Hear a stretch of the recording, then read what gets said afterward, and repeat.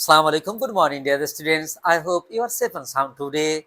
By mercy of Allah, I am keeping good today. By mercy of Allah. Now let's get started our lesson. চলো আমাদের আজ পাঠ শুরু করি। আজ আমাদের পাঠের বিষয় হলো ট্রান্সফরমেশন অফ সেন্টেন্সেস। আজ আমরা শিখব কিভাবে এক্সক্লামেটরি থেকে অ্যাসার্টিভ করতে হয়। ওকে মাই ডিয়ার স্টুডেন্ট, তাহলে আমরা প্রথমে জানবো এক্সক্লামেটরি সেন্টেন্স কি।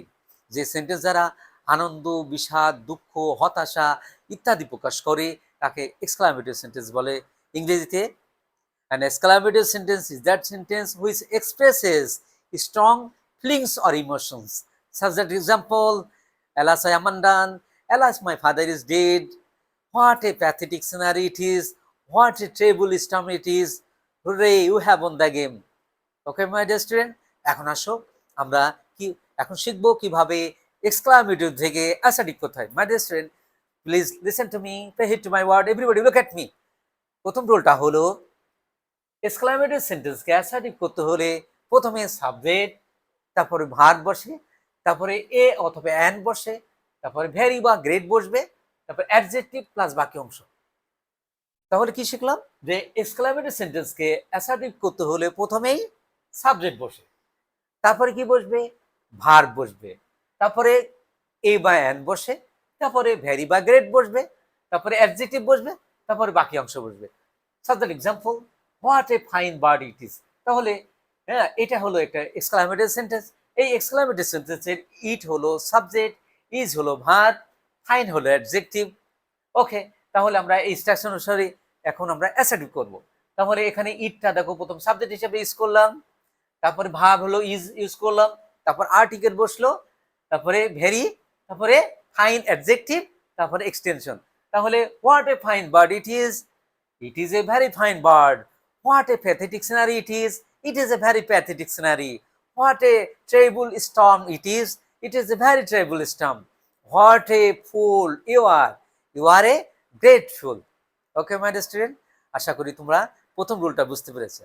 এখন আসো আমরা দ্বিতীয় রুলটা কি আছে সেটা জানার এবং বোঝার চেষ্টা করি। মাই ডিয়ার স্টুডেন্ট, দ্বিতীয় রুলটা হলো হুররে যুক্ত এক্সক্লামেটরি সেন্টেন্সকে অ্যাসার্টিভে পরিণত করতে হলে অ্যাসার্টিভে হুররে পরিবর্তে it is a matter of joy that বসবে, তারপরে বাকি অংশ বসে। তারপর দ্বিতীয় রুলটা কি, হুররে যুক্ত এক্সক্লামেটরি সেন্টেন্সকে অ্যাসার্টিভে রূপান্তর করতে হলে হুররে পরিবর্তে it is a matter of joy that বসে, তারপরে বাকি অংশ বসে। Such that example, hurray we have won the game, কি মজা আমরা খেলায় জিতেছি। ওকে, তাহলে দেখো এই হুররে পরিবর্তে it is a matter of joy that, তারপর বাকি অংশ কি we have won the game, তাই লিখলাম।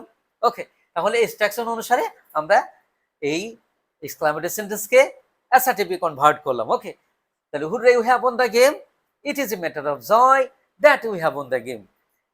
Hurray you have got a good prize, তাহলে কি হবে, it is a matter of joy that you have got a good prize. Okay my dear, এখন আসো আমরা নেক্সট রুলটা শিখবো। এখানে 3 নাম্বার যে রুলটা আছে সেটা হলো অ্যালাস দ্বারা এক্সক্লামেটরি সেন্টেন্স শুরু হলে অ্যাসার্টিভে অ্যালাসের পরিবর্তে it is a matter of sorrow that বসবে, তারপরে বাকি অংশ বসবে।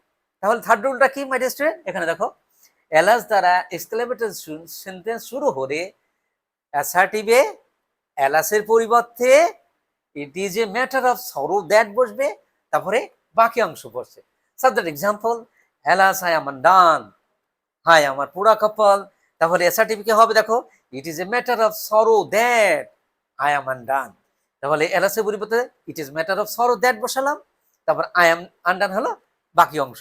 ওকে, তাহলে it is a alas I am undone, it is a matter of sorrow that I am undone. আমরা আরো অন্যান্য উদাহরণ দিতে পারি, alas he is no more, it is a matter of sorrow that he is no more. Alas my father is dead, it is a matter of sorrow that my father is dead. Okay my student, আশা করি তোমরা আজকের যে রুলগুলি শিখালাম তোমরা বুঝতে পেরেছো। Next ক্লাসে আবার বিশদ আলোচনা হবে। তোমরা ভালো থাকবে, সুস্থ থাকবে এই কামনায়। আল্লাহ হাফিজ। আসসালামু আলাইকুম ওয়া রাহমাতুল্লাহ।